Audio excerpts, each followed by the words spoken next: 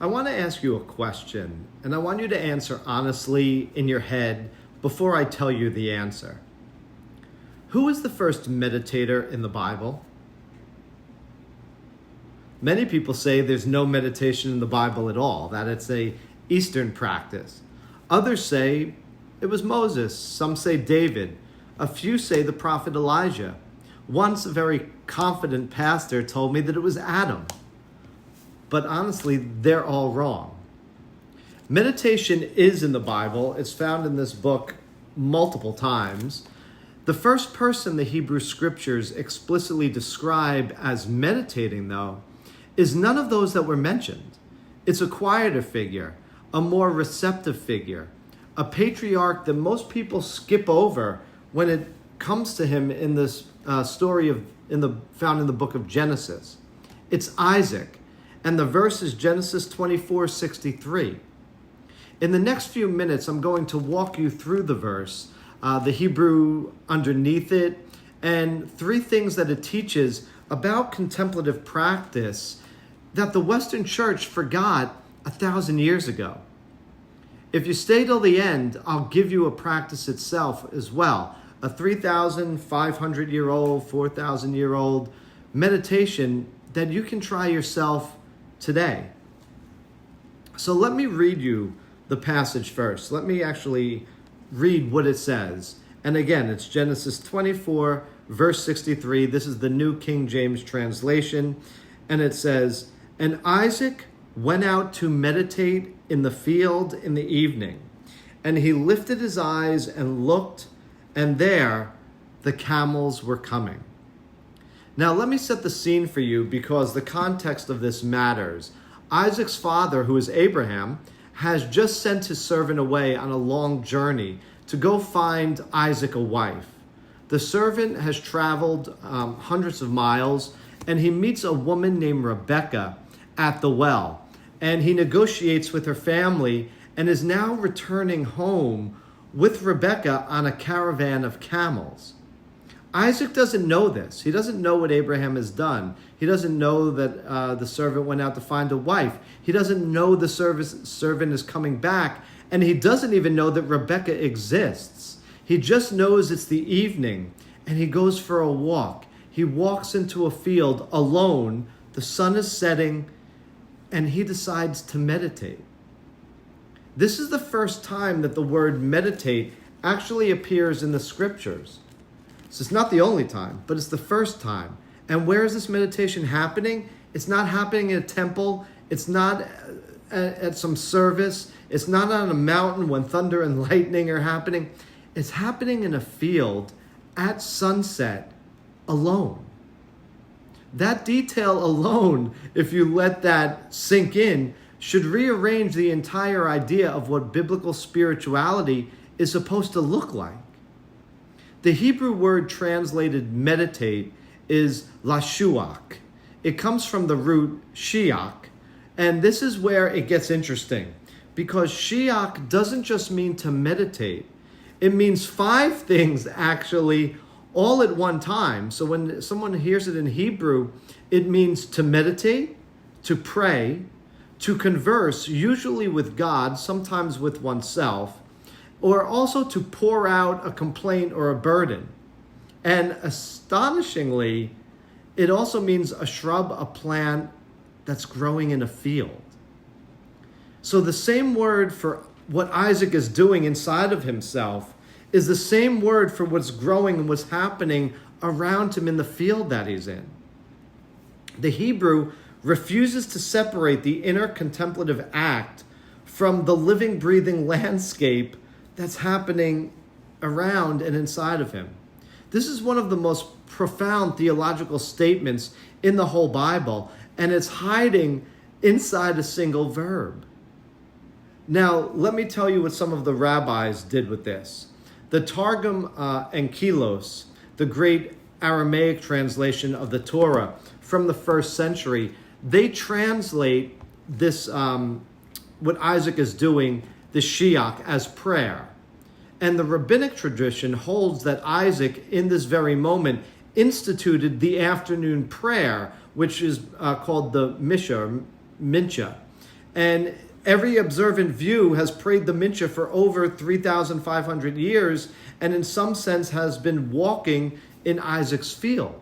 Rashi, the great medieval commentator, agreed. The Shiach equals prayer. But Ibn Ezra, another medieval rabbi, read it more literally, and he said Isaac was walking among the bushes, the actual plants, like doing a contemplative meditative walking meditation in nature.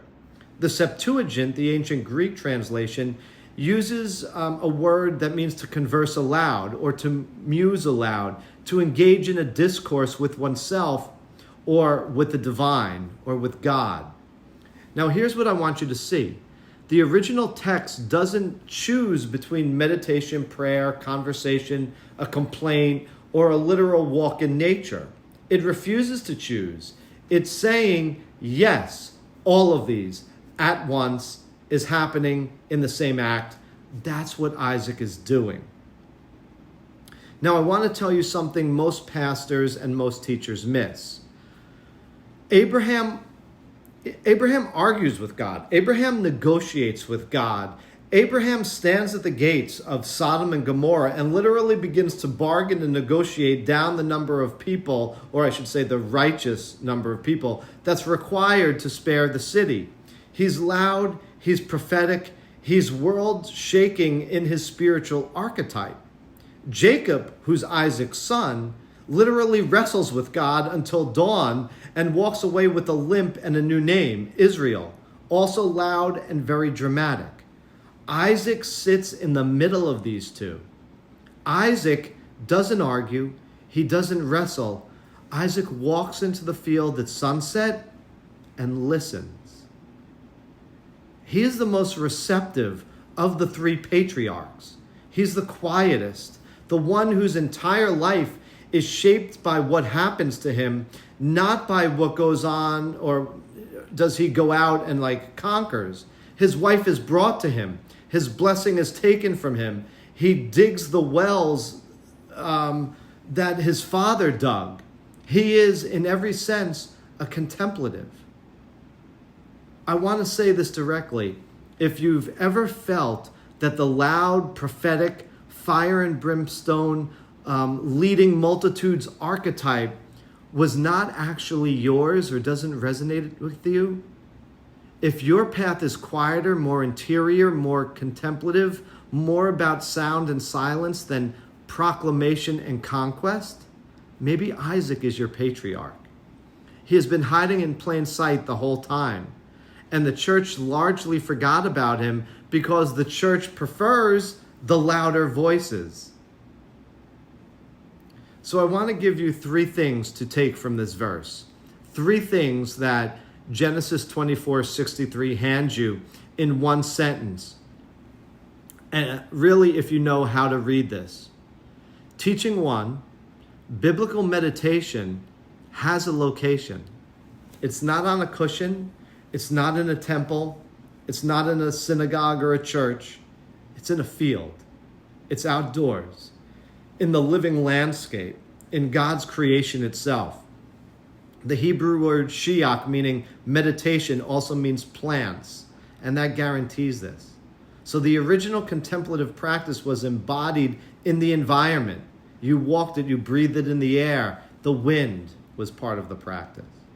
So if your meditation life has been confined to a room, even a beautiful one, try moving outside, even 10 minutes, even moving onto a patio or a balcony, or maybe even just doing it on the way to your car, a walking meditation.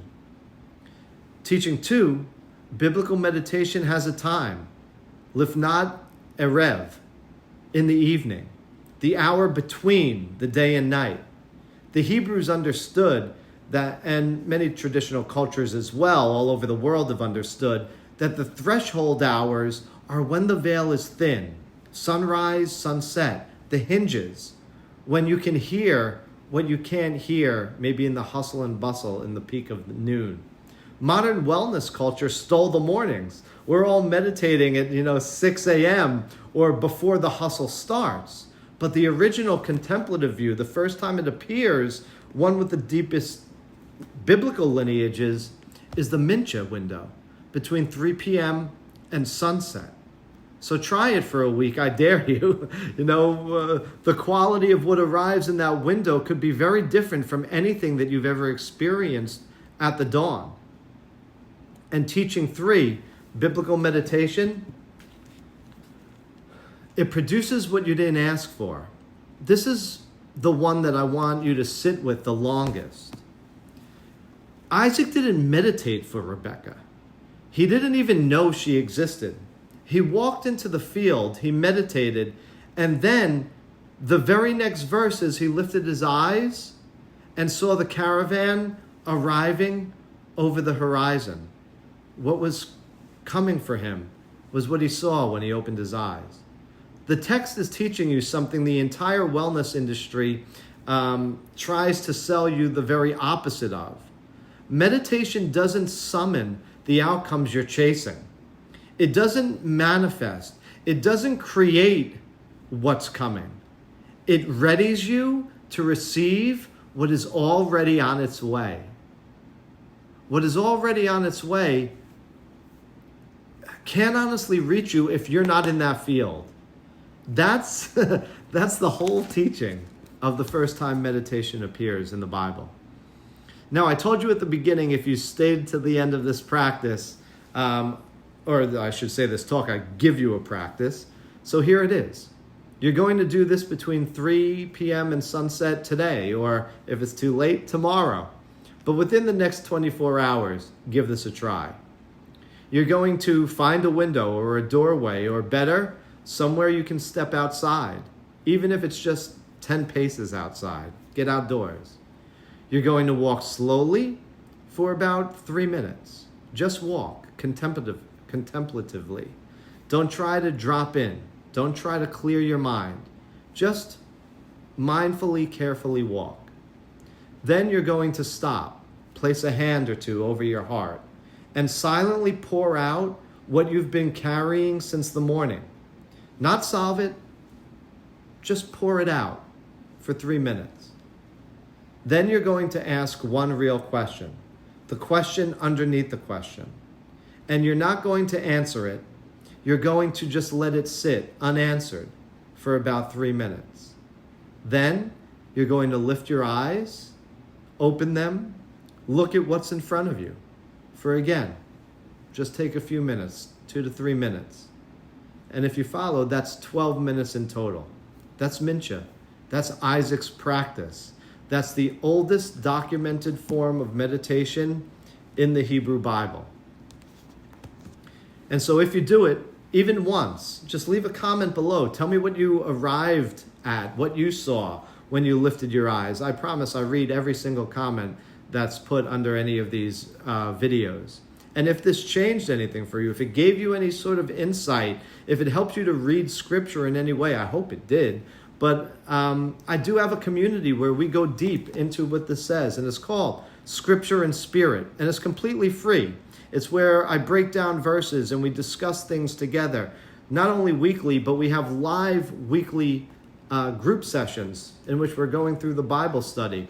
So I'll put that link in the description as well. So you're welcome to subscribe. You're welcome to join us. Go walk in the field, and I hope to see you in the next video. Have a blessed and beautiful day. God bless you all.